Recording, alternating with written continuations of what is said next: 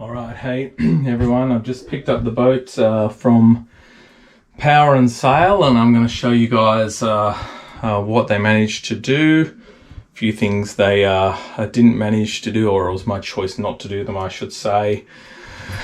Yeah, so we'll have a bit of a look around and show you how things are coming together. So first cab off the rank, the fuel tank did not work out, and so I'm back to the drawing board on that one. Basically, I wanted things like fuel tank, rocket launcher, new roof rails, bunch of stainless work done, and the local people that are available to do it, I guess, aren't 100% equipped to be able to pump this stuff out quickly, and because they are unable to do that, that obviously raises the cost. So the prices I got quoted for the fuel tank and the other bits and pieces I wasn't keen on, because I've had much better pricing in Sydney. So stay tuned, all the metal work is coming. But anyway, let's go through what actually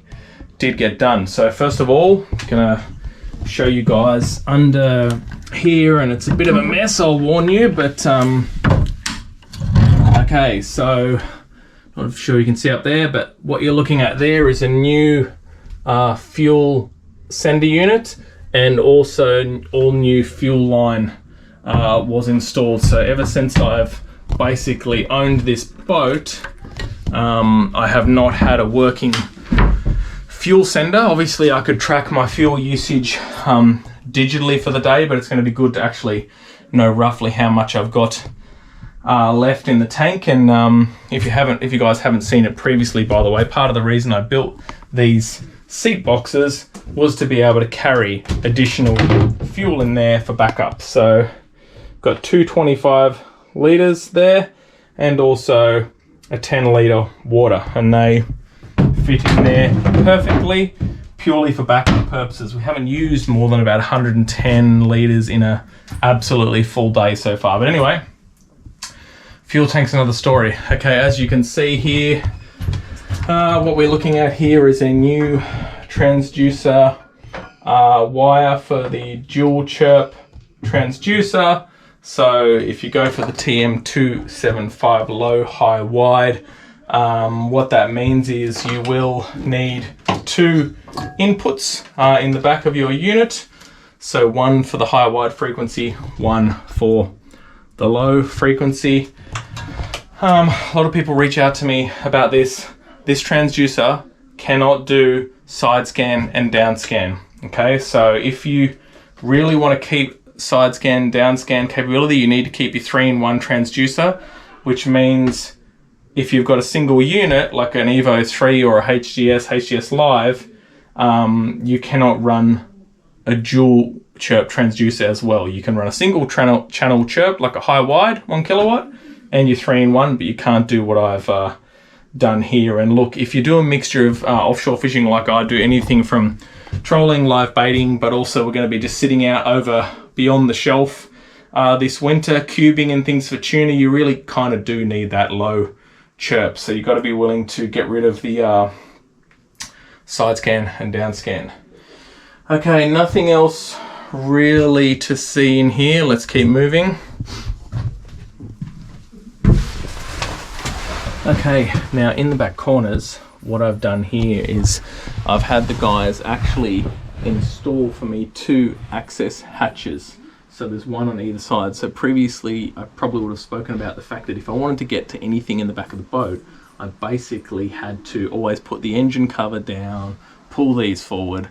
Absolute nightmare. So for connecting hoses for flushing, for accessing battery isolators, etc., this is just going to make a huge difference. So one either side, so that's really good. They've turned out really neat, and I can obviously leave them open to let some airflow through there as well. So happy about that. Also some new hinges because the other ones broke on me. All right, let's have a look up along the back here. Now, I was chatting to you guys about getting these bait tanks plumbed, so let's have a look.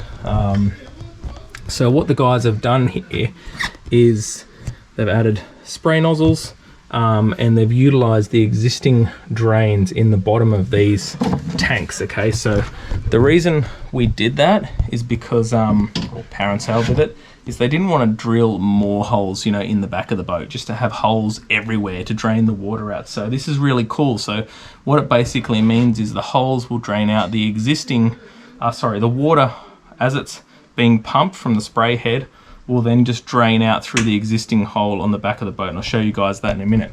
So let's have a look in practical terms. What will happen is this screws in here, roughly like so.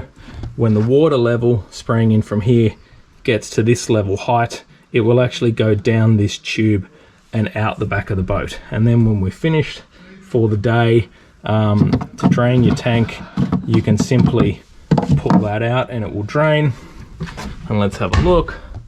Got another one over here as well. So look, they're not enormous. I haven't measured the literage of them, to be perfectly honest, but with 2 of these tanks up and running, they'll keep plenty of baits, I think, good to go for us. So I'm really keen to try those out. Now I'll show you guys. I don't know if we'll be able to see, but let's have a look. There's a lot of stuff going on in here. Very dark. I'm gonna have to show you guys that another day, but basically what they've done is reused an existing water pickup and done some clever plumbing work, but it'll make more sense when I get outside the boat. So give me a second. Okay, so here we are. So this is the existing water pickup unit, basically. So again, I didn't want heaps of holes on the boat, and we did discuss about using that one water pickup. So that one water pickup is pretty cool. It feeds not only my deck wash, but there's also basically a T-piece in there to open up to the deck wash, or the actual live bait. There's a new pump in there, and that one pump feeds both of the live bait tanks. So that's really cool. All right, let's have a look at the drains, by the way. So these are the 2 drains that I showed you from up above. So they look nice and neat there. So even though there's a lot of stuff going on the back of this boat, it is overall pretty neat package and nothing, you know, super ugly going on. All right, onto the transducer. So let's have a look. Here she is. So this is the tm275 low, high, wide, mounted in the exact place of the old unit, which was removed. Wire has gone through the same spot in the hull.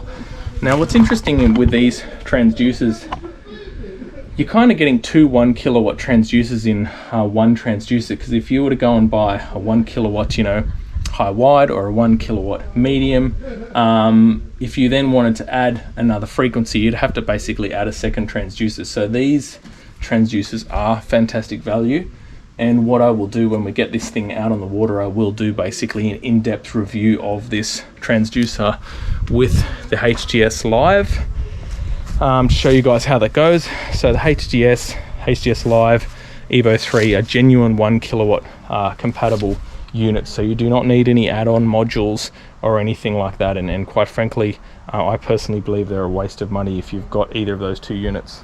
Now, braking issues. Let's talk about braking issues. So they found a few things wrong with the braking system.